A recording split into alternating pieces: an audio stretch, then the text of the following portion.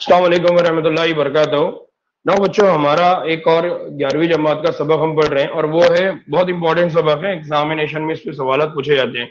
वो क्या है? बड़े पौधों में जियाई तालीफ, या हम उसी को इंग्लिश में क्या कहते हैं, फोटोसिंथेसिस इन हाइयर प्लांट्स। तो जो हमारे पास बड़े पौधे होते हैं उनमें जियाई तालीफ का जो अमल होता है, जिसके जरिए वो अपनी ग़िज़ा क्या करते हैं, हासिल करते हैं। अगर आपको याद होगा तो जब हमने बायोलॉजिकल क्लासिफिकेशन पढ़ा था, तो बायोलॉजिकल क्लासिफिकेशन में हमने ये पढ़ा था कि जो विटेकर है उन्होंने क्या किया, जितने भी जानदार है उनको 5 किंगडम में डिवाइड किया, जिसमें से पहला कौन था? मोनेरा, प्रोटिस्टा, पंजाए, प्लांट और एनिमेलिया। तो उसमें एक बात अगर आपको याद होगी, तो उनके उस क्लासिफिकेशन के प्रोसेस में हमने ये कहा था कि पहले अरस्तु ने, याद आ रहा है ना, अरस्तु ने पहले क्लासिफिकेशन किया, उसके बाद दूसरे साइंटिस्ट आए, आखिर में विटेकर आए। तो विटेकर ने ये डिसाइड किया था कि हम उनके मोड ऑफ न्यूट्रिशन, वो ग़िज़ा कैसे हासिल करते हैं या ग़िज़ा कैसे बनाते हैं, इस बुनियाद पे जानदारों को क्या करेंगे, अलग अलग। तो अगर आपको याद होगा तो एक बात हमने वहां पर ये पढ़ा था कि जो पौधे होते हैं,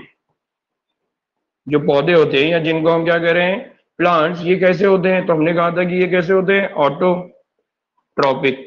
ऑटोट्रॉपिक का मतलब क्या होता है? ऑटोट्रॉपिक का मतलब हमने कहा था कि ये क्या होते हैं, खुद कफील। और खुद कफील जब हमने हमने पढ़ा था कि जो अपनी ग़िज़ा खुद तैयार करते हैं हम उनको क्या कहते हैं, खुद कफील। तो हमने कहा था कि वो पौधे जो खुद कफील होते हैं उनको हम कहते हैं पौधे। और वो अपनी ग़िज़ा तैयार करने के लिए किस पर मुनासिर होते हैं? तो वो ग़िज़ा तैयार करने के लिए मुनासिर होते हैं सूरज पे। तो सूरज से जो रोशनी आती है उसको हम यहाँ कह रहे हैं शुआ। और तरकीब का मतलब है सूरज की रोशनी में बनाने का अमल, दैट इज शुआए तरकीब। तो इंग्लिश में उसके लिए जो हम लफ्ज इस्तेमाल कर रहे हैं वो है फोटो। फोटो का मतलब होता है शुआ। फोटो को इंग्लिश में बोला जाता है लाइट। और दूसरा जो वर्ड आया वो है सिंथेसिस। सिंथेसिस का मतलब होता है बनाना। सिंथेसिस का मतलब क्या होता है?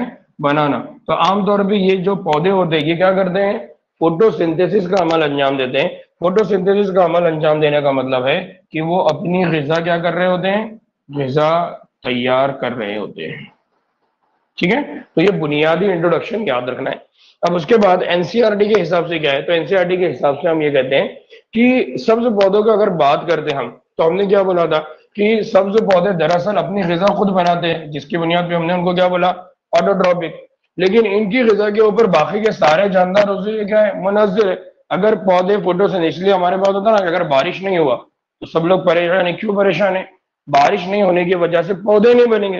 पौधे नहीं बनेंगे तो बाकी के जानदारों के लिए क्या होगी, मुश्किल होगी। तो क्यों? क्योंकि बाकी के जानदार पौधे पे मुनहसर है। अब हम ये कहते हैं कि जितने भी सब्ज पौधे हैं वो जो अमल अंजाम देते हैं उसको बोला जाता है जियाई तालीफ, या उसी को बोला जाता है शुआई तरकीब। और ये जो अमल है ये दो तरह का अमल है, इसको बोला जाता है तबई कीमियाई। क्या बोला जाता है इसको? तबई और कीमियाई। तबई कीमियाई का मतलब होता है, इंग्लिश में बोला जाता है फिजिको, फिजिको केमिकल। कौन सा अमल है ये? फिजिको केमिकल, यानी ऐसा अमल जिसके अंदर केमिकल भी इन्वॉल्व है और फिजिकल एंटिटी। जैसे पत्ता है, पत्ता है वो क्या करेगा, सूरज की रोशनी को लेगा और वो पत्ता साथ में वहां से कार्बन डाइऑक्साइड को लेगा, पानी को लेगा, उन दोनों को मिक्स करेगा। तो एक अमल जो है वो फिजिकल वाला, एक अमल वो है केमिकल वाला। फिजिकल एक्टिविटी में यहां पर हम बात कर रहे हैं कि लाइट आएगी और केमिकल में कार्बन डाइऑक्साइड और पानी आएगा। उन दोनों को या उन दोनों की मौजूदगी में आपके पास एक अमल हो रहा है, उस अमल को आप क्या करें, फोटोसिंथेसिस। इसलिए याद रखना है कि फोटोसिंथेसिस ये किस तरह का अमल है, ये तबई कीमियाई अमल है, या इंग्लिश में इसको क्या बोला जाता है, फिजिको केमिकल रिएक्शन। यानी इनमें से अगर एक भी गायब है तो फोटोसिंथेसिस का अमल नहीं होगा। एक फिर ये पूरे प्रोसेस में होता क्या है, इसमें नूरी तवानाई। नूरी तवानाई का मतलब क्या है? सूरज, सूरज की जो रोशनी से जो तवानाई हासिल हो रही है, लाइट एनर्जी जिसको बोला जाता है, वो लाइट एनर्जी का इस्तेमाल करके हमारे जिस्म यानी पौधे अपने जिस्म में क्या बनाते हैं, नामियाती मुरक्कबात। नामियाती मुरक्कबात को हम इंग्लिश में क्या कहते हैं, ऑर्गेनिक मॉलिक्यूल। यानी ऐसे मॉलिक्यूल जिसमें कार्बन प्रेजेंट होता है, ऐसे मॉलिक्यूल जिसमें क्या प्रेजेंट होता है, कार्बन, हम उनको क्या कहते हैं, ऑर्गेनिक मॉलिक्यूल। फिर हम ये कहते हैं कि ये तवानाई के लिए वो क्या करता है, वो तवानाई के लिए जमीन पर रहने वाले जो जानदार रज़ोई है उसका जो इन्हिसार है वो किसके ऊपर है, सूरज की रोशनी पे। इसलिए हम ये कहते हैं पौधे में जब भी ज़ियाई तालीब होती है तो उस दौरान क्या होता है, सूरज की रोशनी का वो इस्तेमाल करेगा और जमीन पर जिंदगी की क्या बना देगा, बुनियाद। तो अगर सूरज नहीं है तो इसका मतलब जमीन के ऊपर जिंदगी की बुनियाद नहीं है। क्यों नहीं है? क्योंकि सूरज की रोशनी का इस्तेमाल करके पौधे अपनी ग़िज़ा क्या करते हैं, तैयार करते हैं, और पौधे जो अपनी ग़िज़ा तैयार कर रहे हैं उन्हीं ग़िज़ा को इस्तेमाल कौन करते हैं, दूसरे जानदार। इसलिए जहां पर पानी नहीं है या जहां पर सूरज की रोशनी प्रॉपर नहीं आ रही है तो वहां पर पौधे की ग्रोथ नहीं होगी, पौधे की ग्रोथ नहीं होगी तो बाकी के जो जानदार है उनकी क्या हो जाएगी, मौत। ठीक है ना। जियाई तालीब का जो अमल होता है उसमें दो वजूहात है। दो वजूहात की बुनियाद पे ये जो अमल है ये बहुत अहम है। पहला अमल क्या है? पहला अमल ये है कि जमीन पर सारी की सारी जो ग़िज़ा है उस ग़िज़ा का मुंबा वो है सूरज, और सूरज की रोशनी पर भी क्या होता है, हमारे पास क्या होता है, फोटोसिंथेसिस का अमल, ग़िज़ा बनाने का अमल। तो पहला रीजन ये है कि जो सूरज की रोशनी है वो क्या है, इब्तिदाई source, primary source. Primary source किस बात का, तवानाई का। तो इसलिए हम बोलते हैं कि जो जियाई तालीफ है यानी जो शुआई तरकीब का अमल है, ये फोटोसिंथेसिस का जो अमल है ये अहम क्यों है? इसलिए क्योंकि जियाई तालीफ के दौरान जो सूरज की रोशनी होती है पौधा उसको पकड़ता है और उसके जरिए से क्या बनाता है, ग़िज़ा। अब अगर वो सूरज नहीं रहेगा तो जियाई तालीफ का अमल नहीं होगा। इसलिए हम ये कह रहे हैं कि ये पहला सोर्स। दूसरा, ये सब्ज पौधों से क्या करवाता है, ऑक्सीजन। ऑक्सीजन फिजा में क्या करवाता है, खारिज। और हमको मालूम है ऑक्सीजन हमारी जरूरत है, तो पौधे क्या करते हैं, कार्बन डाइऑक्साइड को यूज करते हैं, कार्बन डाइऑक्साइड का इस्तेमाल करते हैं और ऑक्सीजन को क्या करते हैं, खारिज। और वही ऑक्सीजन हम सब क्या करते हैं, इस्तेमाल। तो जानदारों के लिए ये अहम क्यों है जियाई तालीफ का अमल, फोटोसिंथेसिस का अमल क्यों अहम है? क्योंकि ये एनर्जी का पहला सोर्स है। एनर्जी का पहला सोर्स का मतलब क्या है, इससे हमको ग़िज़ा मिलेगी। दूसरा, इसी जियाई तालीब के अमल की वजह से हमारे को क्या मिलेगी, ऑक्सीजन। और ऑक्सीजन हमारे लिए बहुत जरूरी है। क्यों? क्योंकि हमारे बॉडी के अंदर जितने भी अमल होते हैं उन सारे अमल के लिए कौन जरूरी है, ठीक है। तो इसलिए हम यहाँ कहते हैं कि जो जियाई तालीब का अमल है वो दो वजह से हमारे लिए बहुत अहमियत का हामिल है। अब इस पूरे सबक में हम दो चीजें बहुत खास करके पढ़ने वाले हैं कि ये जो सूरज की रोशनी है, इस सूरज की रोशनी की मौजूदगी में हमारे पास जियाई तालीफ का अमल कैसे होता है, ये पूरा हम पढ़ने वाले हैं। अब उसको समझने के लिए हमको ये बात समझना पड़ेगा कि ये जो फोटोसिंथेसिस का अमल है इसको समझने के लिए साइंसदानों ने किस तरह के तजुर्बात किए, वो कौन कौन से तजुर्बात थे जिसकी बुनियाद पर यह बात समझ में आई कि हाँ, पौधों के अंदर फोटोसिंथेसिस का अमल होता है। फोटोसिंथेसिस के अमल के लिए जरूरी सूरज की तवानाई, सूरज की रोशनी भी है, और फोटोसिंथेसिस के लिए जरूरी कार्बन डाइऑक्साइड का मौजूद होना भी जरूरी। ठीक है, तो उन तजुर्बात को हम समझने वाले। ना ऑनलाइन वालों में किसी को कोई डाउट है? गाजिया, अरसलान, आफिया, जुनैद, आवाज बराबर आ रही है? अभी कोई प्रॉब्लम आ रहा है क्या?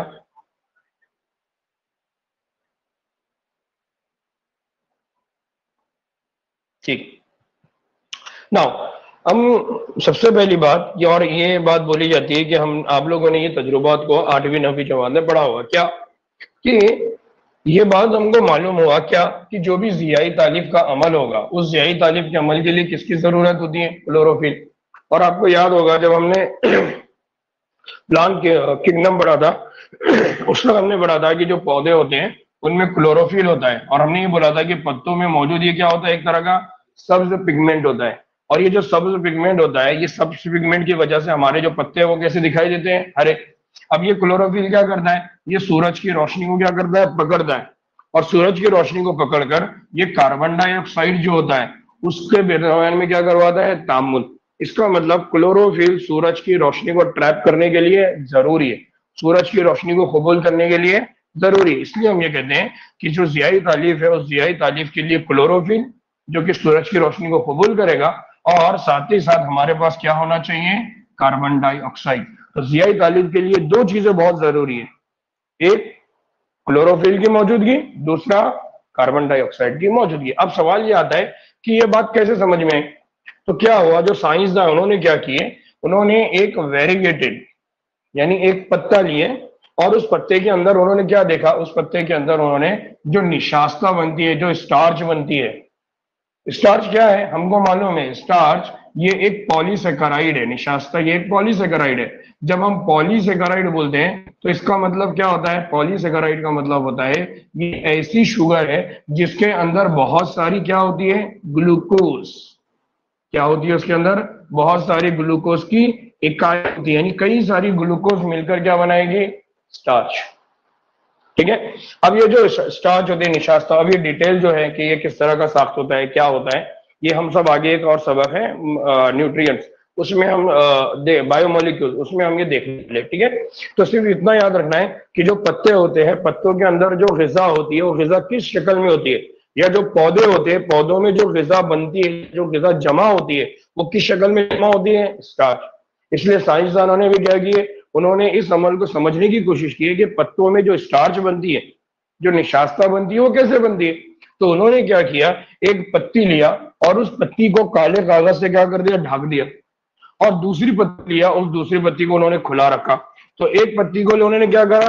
काले पेपर से ढक दिया, एक को खुला रखा। अब उसने उनकी जांच किया, यानी अब उन्होंने कहाँ ढका, कहाँ खुला रखा।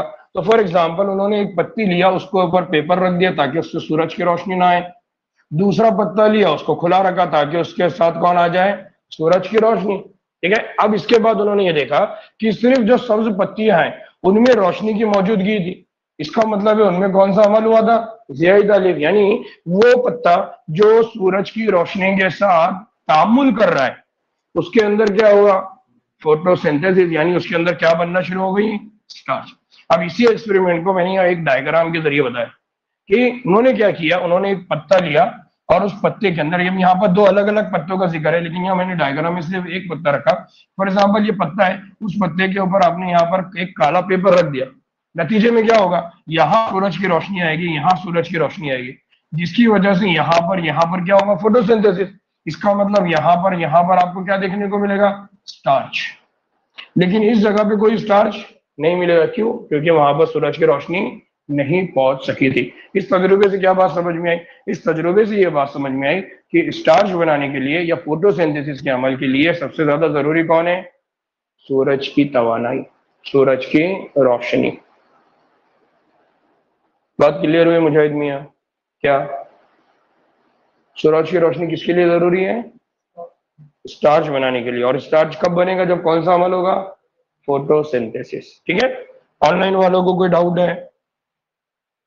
ऑनलाइन वालों को कोई डाउट है?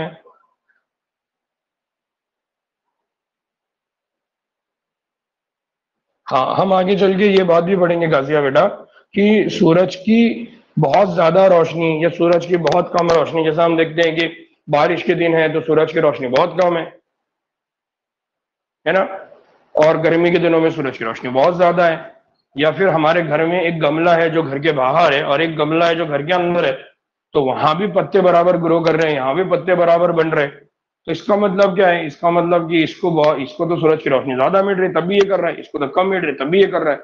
तो हम आगे चल के इस प्रोसेस को भी बढ़ेंगे कि ऐसा क्या मैकेनिज्म, ऐसा क्या उनके अंदर तरीक़ेकार होता है जिसकी वजह से वो ज्यादा रोशनी में भी कम रोशनी में भी फोटोसिंथेसिस का अमल अंजाम देते हैं। तो आपका जो सवाल है उसका जवाब इंशाल्लाह आगे आ जाएगा। ठीक है। सवाल पूछते रहिए, अच्छी बात है ना। दूसरा तजुर्बा उन्होंने क्या किया? दूसरा तजुर्बा उन्होंने ये किया कि उन्होंने एक पत्ती लिया और उस पत्ती को क्या किया, उसकी जो आधा हिस्सा था, आधा पत्ती का जो हिस्सा था, उन्होंने क्या किया, उसको आधे हिस्से को जांच नली में रख दिया, एक ट्यूब में रख दिया। और उसमें क्या किया उन्होंने, उस ट्यूब में उसमें रखा उन्होंने एक सोल्यूशन जिसको बोला जाता है KOH, पोटेशियम हाइड्रो ऑक्साइड। ठीक है। तो आप समझ लीजिए कि ये एक गमला है आपके पास और इसका ये पत्ता है। आपने क्या किया, उस पत्ते को एक जांच नली में रख दिया। अब यहाँ पर मैंने उसको ग्लास बॉटल बोला है और उस जांच नली के अंदर कौन मौजूद है? KOH। और ये जो KOH है उसके साथ उन्होंने क्या रखा कि उसमें उन्होंने डुबोई हुई रुई रखा। यानी KOH जो था वो KOH को उन्होंने एक कपास के जरिए अंदर रखा। यानी जो हमारे पास कपास में पानी डालने के बाद जिस तरह से हालात हो जाती है, उसी तरह से समझ लीजिए कि उन्होंने कपास के अंदर KOH को डाल दिया। अब उसकी वजह से क्या हुआ? उसकी वजह से यह हुआ कि ये जो डूबी हुई रोई थी या कपास, ये कपास क्या कर रही थी, वहां पर जो मौजूद कार्बन डाइऑक्साइड है उसको इस्तेमाल कर रही थी। नतीजे में यह हुआ कि जो पत्ता है वो सूरज की रोशनी तो ले रहा है, लेकिन उसके आजू बाजू जो कार्बन डाइऑक्साइड थी वो कार्बन डाइऑक्साइड को इस्तेमाल नहीं कर पा रहा है। क्यों नहीं कर पा रहा है? क्योंकि उस पत्ते के आजू बाजू कौन मौजूद है? KOH, जो आजू बाजू मौजूद कार्बन डाइऑक्साइड को खुद ही यूज कर रहा है। तो अब जब वो KOH कार्बन डाइऑक्साइड को यूज कर लेगा तो पत्ते के लिए कोई KOH, सॉरी पत्ते के लिए कोई कार्बन डाइऑक्साइड, तो उसकी वजह से यह हुआ कि अब पत्ते का वो हिस्सा जो KOH में डूबा हुआ था, उसको तो कोई कार्बन डाइऑक्साइड मिल नहीं रही है, इसका मतलब वहां पर कोई फोटोसिंथेसिस का अमल नहीं होगा। और वो हिस्सा जो बाहर था, यानी जो KOH में डूबा हुआ नहीं था, तो दूसरा जो नीड्स हिस्सा था वो हवा में उन्होंने क्या रखा था? खुला छोड़ा हुआ था। अब इस पौधे को जब धूप में कुछ देर के लिए रख दिया तो बाद में क्या हुआ? दोनों पत्तियों के हिस्सों में निशास्त्र की मौजूदगी की जांच करने से क्या मालूम हुआ कि जो खुला हुआ हिस्सा था निस पत्ती का, उसमें निशास्त्र तो मौजूद थी, यानी उसमें स्टार्च बनी हुई थी, जबकि जांच नली में जहां पर KOH मौजूद था उस जगह पर कोई निशास्त्र मौजूद नहीं थी। इससे क्या मालूम हुआ? इससे ये बात समझ में आई कि जब भी जियाई तालीफ का अमल होगा, उस जियाई तालीफ के अमल के लिए किसकी जरूरत होती है? Carbon dioxide. तो पहले तजुर्बे से ये बात साबित हुई थी कि जियाई तालीफ के लिए किसकी जरूरत होती है? अब मुझे दादा किसकी जरूरत होती है? सूरज की रोशनी की। और दूसरे तजुर्बे से ये बात साबित हुई कि जियाई तालीफ के लिए किसकी जरूरत होती है? Carbon dioxide. इसीलिए हमने पहले जब अल्फाज पढ़ा तो क्या पढ़ा? जियाई तालीफ के लिए क्लोरोफिल, यानी उसके लिए वो क्या करता है? सूरज की रोशनी। और दूसरा किसकी जरूरत होती है? Carbon dioxide. तो याद रखना है कि फोटोसिंथेसिस के अमल के लिए दो चीजों की जरूरत है, एक है कार्बन डाइऑक्साइड और दूसरा जरूरी कौन है? लाइट, या हम बोलेंगे सनलाइट, या हम उसको बोलेंगे इंग्लिश में, सॉरी उर्दू में, सूरज की रोशनी। याद रहेगा। ऑनलाइन वालों में किसी को कोई डाउट है? बात क्लियर हुआ?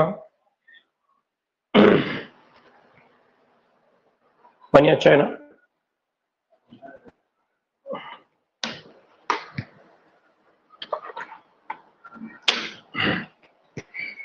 ठीक है, आगे बढ़ना है। ठीक। नाउ अब सूरज, अब यहां पर दो बातें तो समझ में आ गई क्या? कि जब भी जियाई तालीफ का अमल होगा, उस जियाई तालीफ के अमल के लिए दो चीजों की जरूरत है, एक है सूरज की रोशनी और एक है कार्बन डाइऑक्साइड।